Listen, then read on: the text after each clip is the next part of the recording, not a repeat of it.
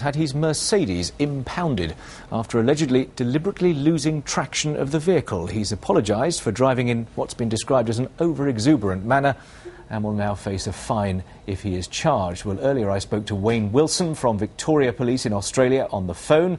He said that Hamilton had been stopped close to the Grand Prix track in Melbourne, where he's competing on Sunday. It happened around about 9:15 p.m. our time on Friday night down to Lakeside Drive, which is just down near the Grand Prix track. It's sort of a lead-out area. There was a vehicle there. It was a 2010 Mercedes. It's come from Lakeside Drive and made a turn into Fitzroy Street at Kilda. And police allege that when they've seen that vehicle, that the vehicle has allegedly lost traction deliberately. This is the reason they've actually stopped the vehicle.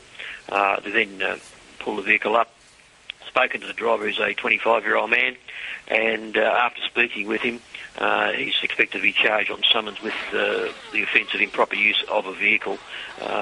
Following that, the driver then went home to his accommodation here in the city. Right. I mean, you're describing him as a 25-year-old man. We can assume it is Lewis Hamilton, can we? There are a number of... That's the name that's circulating, but unfortunately we're in no position for our own legal reasons to put out any name. OK, I'm not trying to be awkward, but he's now apologised for what he supposedly did, so that's why I ask. Yeah, that's the name, but I know that is the name that is in circulation, and I think that is probably correct. Fair enough.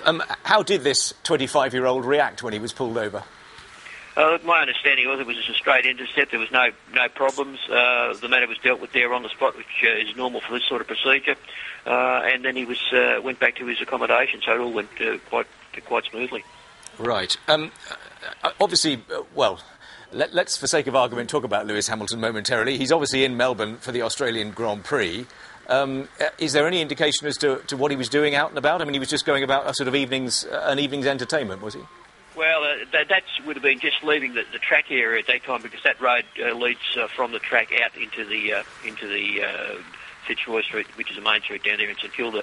After that, when he was going to return to his hotel, his vehicle also, which is a 2010 Mercedes, was actually impounded as well for some 48 hours. So obviously he didn't drive it back to his accommodation. No. So that stays impounded. What happens to him now? The process is a summons, which is a procedural thing.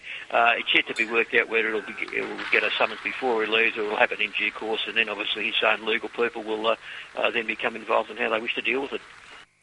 Reports say an earthquake of magnitude 6.1 has struck Chile, 75 kilometres south of the city Copiapó. There are no immediate reports of damage, but businesses and schools near the epicentre have been evacuated. Children and staff have also been told to leave as a precaution.